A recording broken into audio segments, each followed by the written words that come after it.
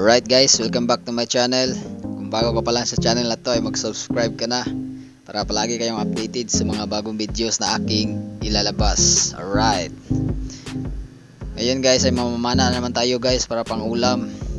At dito pa rin tayo sa spot ko.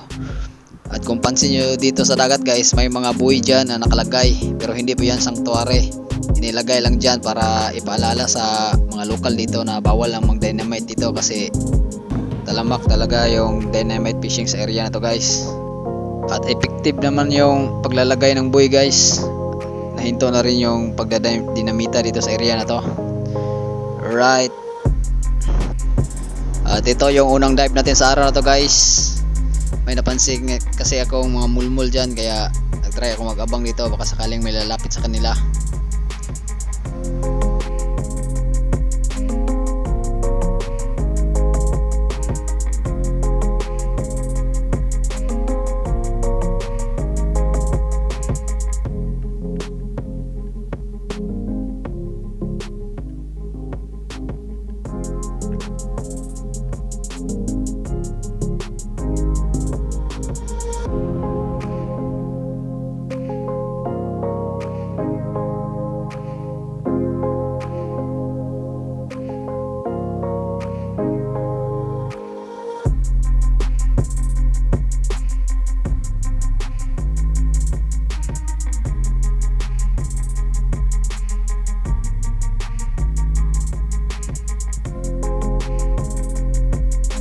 Wala talagang lumapit guys, kaya umahon na lang ako.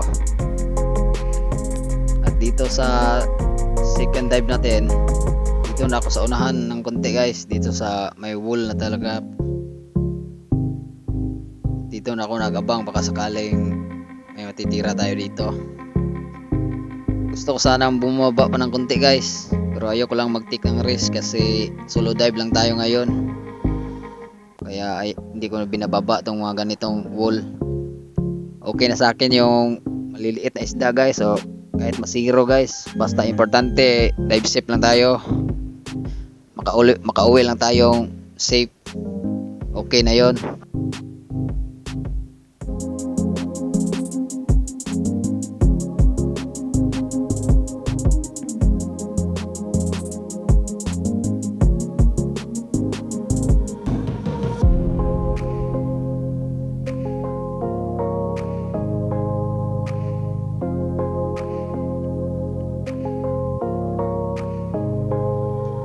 Buti na lang guys, may nagpakita at lumapit na chicker snapper, kaya ito yung unang isda natin sa araw na to.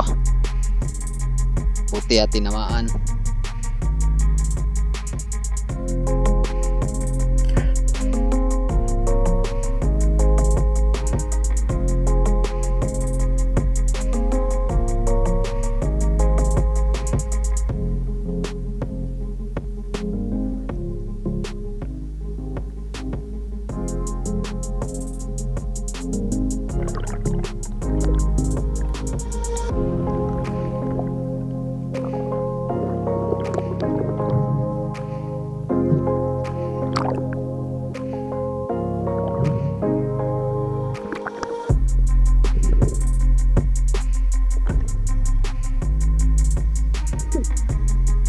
This is our first fish of the day guys, isang chicker snapper or bangaw.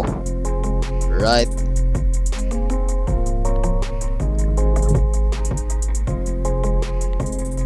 After ng ilang dive guys, ito yung pangalawang isda natin sa araw na to. May nakita ko ditong bantahan, kung tawagin ito dito sa amin, isang uri ng parrotfish.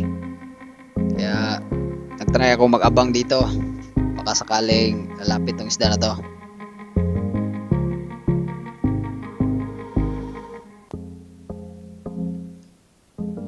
May mga katambak sana dun sa likod guys, or mga emperor fish, kaso ayaw lumapit, kaya ito lang yung tinira ko, itong bantahan. Yan, buti at tinamaan.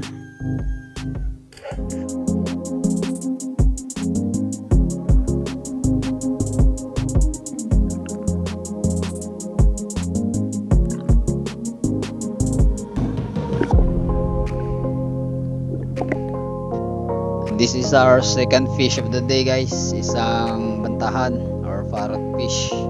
Alright. Habang papauwi na ako, guys, may nakita akong mga grupo ng gapang, tawagin ito dito sa amin, dito sa mababaw na part. Yung parang banak na kulay yellow yung buntot nila. Ang lalaki na nito, guys, pero hindi ko nilapitan kaagad, baka sakaling mabulabog kasi. Kaya nagabang lang ako dito, naghintay kung baka sakaling may nilapit sa kanila.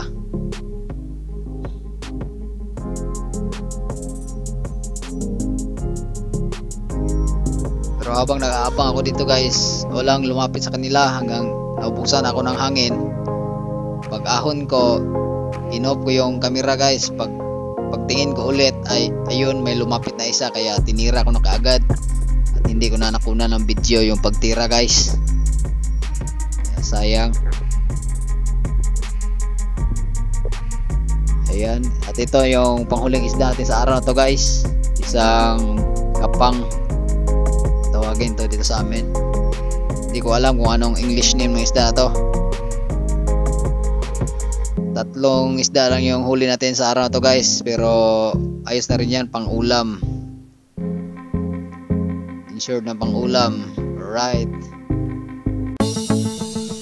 ito na yung gapang, guys, sinabaw at saka prinito yung menu panghapunan. Hanggang dito lang, guys. Please subscribe to my channel. God bless us all. Alright.